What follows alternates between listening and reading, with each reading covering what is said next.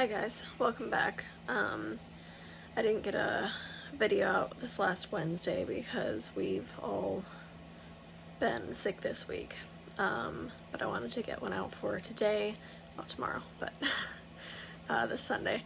So anyway, I just wanted to show you something really quick that I grew in the garden this year, and talk about it for a second. So I buy mini sweet peppers like these fairly often. You've probably seen them. You can buy like a bag of them at the grocery store with quite a few in them, and we like to keep them around for snacking, and they're also great for you can like have them and stuff them like you would jalapenos, except they're a not spicy option since we aren't super big on spicy stuff. But these I actually did not buy. I grew them in the garden. So last year when I first thought about trying to grow these, I had been buying them for a while, and I was like, this would be really cool if it was something I could grow in the garden. They're a great thing to snack on. They aren't, I mean, as far as peppers go, I don't think they're a terrible price at the store, but they're, it costs money like everything else. So I started to try to look for a place to buy seeds for them, and I looked at several different seed companies, and I was looking, when you buy them at the store, they're usually a mix of red, orange, and yellow peppers, and so I wanted something like that. And most of the things that I found that were that size were hot peppers, or at least, spicy to some degree, which I did not want. And I had found one or two maybe that were supposed to be sweet, but the companies that I found them through, the seeds were really expensive, and I still wasn't really sure if that's what I wanted exactly. So finally I decided, I was like, why don't I just save some from the peppers I bought at the store and try planting those? And some people will tell you that you shouldn't do that you shouldn't plant seeds from things that you bought at the store. And there's a few potential reasons for that, or I don't even know if I would say you shouldn't, but it's not necessarily recommended.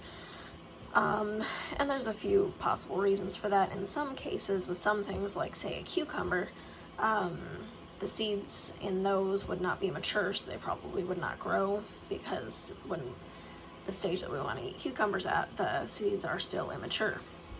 So those probably wouldn't grow.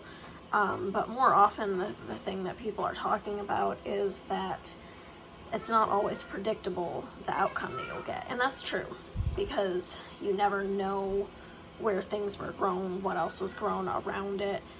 There's potential for cross-pollination and things like that. So if you, went and plant the seed from anything at the store, you might get something that's not the same as the fruit that you got the seed out of.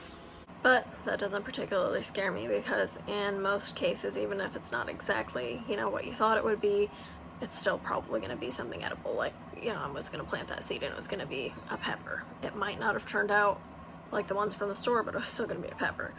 The biggest risk with peppers in particular would be if they did cross-pollinate with a hot pepper, because the genes that make them hot are kind of dominant. So that was kind of the biggest risk with what I did, was that I could have ended up with a hot pepper. Fortunately, I did not. They turned out great. Nice and tasty. Nice and tasty. Yeah. So anyway, while that might not always be the case, in my case, they did exactly what I was hoping they would. These ones that I have here are a little bit on the smaller side. The ones you get at the store are usually like 3 to 4 inches long. These are like 2. But I was getting some that were bigger earlier in the season. These are just like the last ones I picked. So, towards the end of the season, they're just starting to get smaller. But they turned out exactly like I wanted them to. And I got lucky. That does not always happen. But again, they still would have been a pepper. They might have been a hot pepper, but they would have been a pepper. And so I guess that's pretty much it, is that if there's something that you want to grow and you have something you can get seeds from, why not try it? And I'm, nothing against buying seeds. Certainly I buy seeds all the time. But, sometimes there's varieties and things like that, like this, that I couldn't find exactly what I thought I wanted. So why not try to just plant the seed? really you don't have a lot to lose. I realize there are some situations in which you might have other constraints, like people with more limited space. You know, you might not want to spend the little bit of space you do have on growing something that you're not sure what the end result's going to be, and I get that.